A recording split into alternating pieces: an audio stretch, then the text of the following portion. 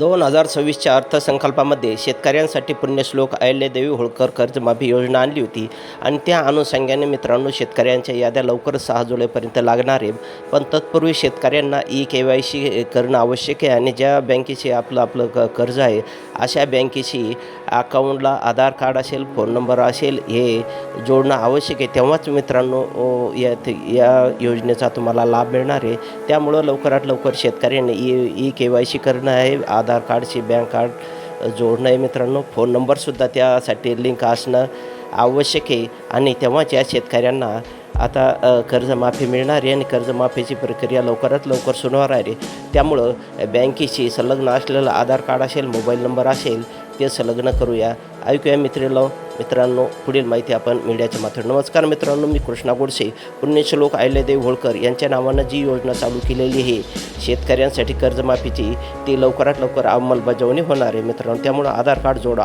अहिल्यादेवी होळकर शेतकरी कर्जमुक्ती योजना 2026 ही योजना पूर्णपणे ऑनलाईन पद्धतीने राबवली जाणार आहे आणि या योजनेचा शेतकऱ्यांना लाभ घेण्यासाठी काही कागदपत्र लागणार आहेत, काही महत्त्वाची अशी कामं करावी लागणार आहेत आणि याच्याच बद्दलची सविस्तर अशी माहिती आजच्या व्हिडिओच्या माध्यमातून घेण्याचा प्रयत्न करणार आहोत. मित्रांनो, शेतकरी कर्जमुक्ती योजना राज्यामध्ये राबवण्यासाठी एक GR निर्गमित करण्यात आलेला आहे, ज्याच्यानुसार राज्यामध्ये जिल्हाधिकारी हे प्रत्येक जिल्ह्याचे त्या जिल्ह्याचे समन्वयक असतील आणि त्यांच्या माध्यमातून त्या जिल्ह्यामध्ये पात्र शेतकऱ्यांच्या याद्या, अपात्र शेतकऱ्यांच्या याद्या, याच्यामध्ये शेतकऱ्यांचं आधार प्रमाणीकरणाचे कॅम्प, त्याच्या संदर्भातील जनजागृती, शेतकऱ्यांची ॲग्रिस्टॅक नोंदणी या सर्व बाबी पूर्ण पाडण्यासाठीचे निर्देश देण्यात आलेले आहेत आणि या अनुषंगानं प्रत्येक जिल्ह्यामध्ये एक समिती गठीत करण्यात आलेली आहे आणि या समितीच्या आढावा बैठका आता सुरू झालेल्या आहेत. मित्रांनो, या आढावा बैठका पार पाडल्या जात असताना याचा जो काही एक आढावा घेतल्यानंतर असं लक्षात आलेलं आहे की बऱ्याच साऱ्या शेतकऱ्यांच्या आधारला मोबाईल नंबर लिंक नाहीत, बऱ्याच साऱ्या शेतकऱ्यांचे अद्याप हे ॲग्रिस्टॅक फार्मर ID निघालेले नाहीत, बऱ्याच साऱ्या शेतकऱ्यांच्या बँकेच्या KYC झालेल्या नाहीत आणि या सर्व कारणामुळे शेतकऱ्यांच्या कर्जमाफीमध्ये, शेतकऱ्यांच्या 50,000 रुपयाच्या प्रोत्साहनपर अनुदानाच्या वितरणामध्ये समस्या निर्माण होऊ शकतात. शेतकरी कर्जमाफीसाठी पात्र असताना सुद्धा त्याची कर्जमाफीची प्रक्रिया पार पाडताना कुठेतरी अडथळा येऊ शकतो. मित्रांनो, याच्यासाठी जिल्हाधिकारी कार्यालयाच्या माध्यमातून आता एक अवेअरनेस दिलेलं आहे आणि याच्या संदर्भातील एक आवाहन देखील करण्यात आलेलं आहे. ज्या शेतकऱ्यांच्या आधार कार्डला मोबाईल नंबर लिंक नाही अशा आधार कार्डला मोबाईल लिंक करून घेण्याचे आवाहन करण्यात आलेले आहे, जेणेकरून तुमच्या आधार संलग्न मोबाईलवरती तुमचे जर काही OTP वगैरे असतील तर त्या प्रक्रिया तुम्हाला पार पाडता येणार आहेत. बऱ्याच साऱ्या शेतकऱ्यांच्या बँकेमध्ये जे आधार दिलेले ते आधार लिंक नाही किंवा ज्या बँकेमध्ये आधार लिंक केलेले, ज्या बँकेमध्ये आधार मॅपिंग झालेले त्या बँकेचं खातं फ्रीज आहे किंवा ते खातं कुठंतरी KYC न करण्यामुळे इनॅक्टिव्ह झालेले. आपलं खातं आपलं ऍक्टिव्ह बँक असलेल्या आधार लिंक करण्याचा प्रयत्न करा, आधार आपलं त्याच्याशी लिंक असण्याचा प्रयत्न करा.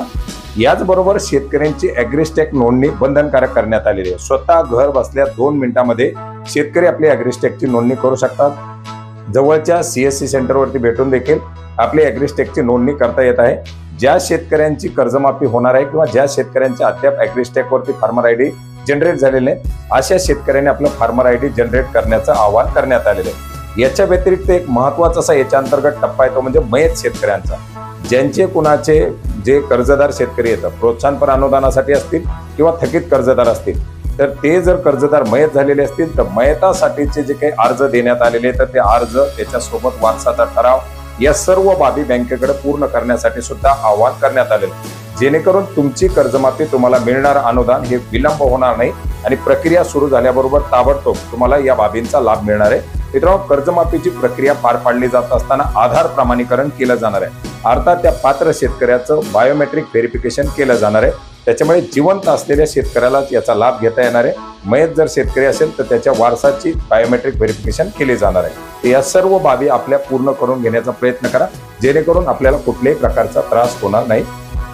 धन्यवाद.